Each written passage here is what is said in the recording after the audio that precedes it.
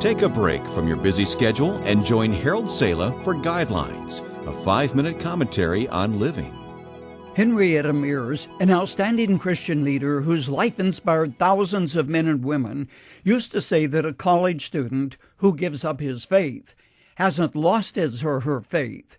She contended the person never had any faith to begin with. Life has a way of challenging the foundation of your faith, whether it is by circumstances or factors over which you have no control, and you cry out, "Lord, I just can't handle this." When your heart cries out in pain, there are some things, though, that you must do to undergo spiritual rehabilitation. First, go to the Word of God. Identify with men and women whose faith has been tested as yours is being tested.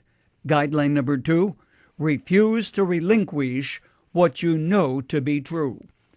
This is a matter of telling your emotions where to get off and holding on to certain facts which you know are true regardless of how you feel. Don't depend on your feelings to remind you of God's love when you are angered by the circumstances of life. Now, Guideline 3. When your faith is challenged, turn to the Lord, but not on the Lord. The preposition makes all the difference in the world. I have often thought of the words of David in Psalm 61, who cried out, "When my heart is overwhelmed, lead me to the rock who is higher than I." When I can't handle things, I cry out, "Lead me to the rock, Jesus Christ, who can lift me up and plant my feet on solid rock." When Stanley Collins was felled with a heart attack, he thought of the conferences where he was booked to speak and the writing commitments which he had made.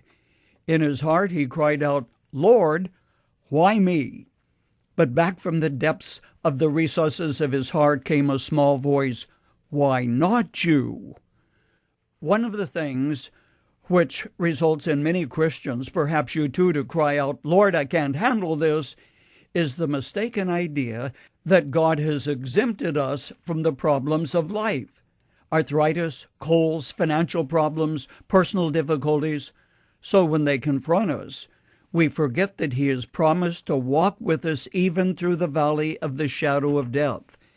That is when we need to take the problem to the Lord and tell Him how we feel in no uncertain terms.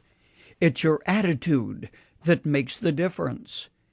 In John chapter 11, there is a story of 2 sisters whose brother had died, and when Lazarus was placed in a tomb, they both felt that Jesus had let them down.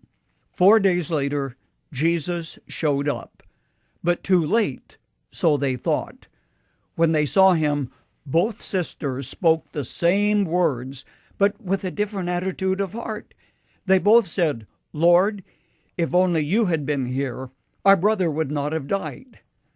When Martha spoke those words, she spoke in defiance as she went to meet the Master. But when Mary spoke them, she fell at His feet and sobbed them from a broken heart.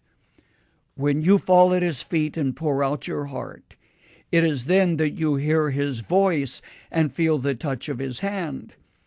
In many homes around the world, there are small figurines from Italy, reproductions of the masters.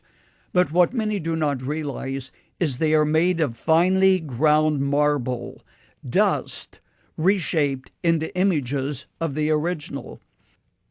When life grinds you down and you cry out, "Lord, I just can't handle this," let the Master put the pieces together in His image. It's amazing what God does with broken pieces.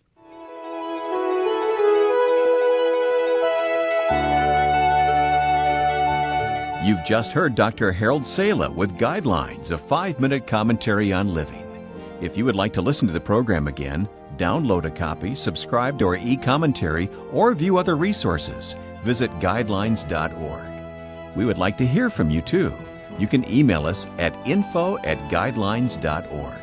That's info@guidelines.org. Thanks for listening, and we invite you to join us again for the next edition of Guidelines.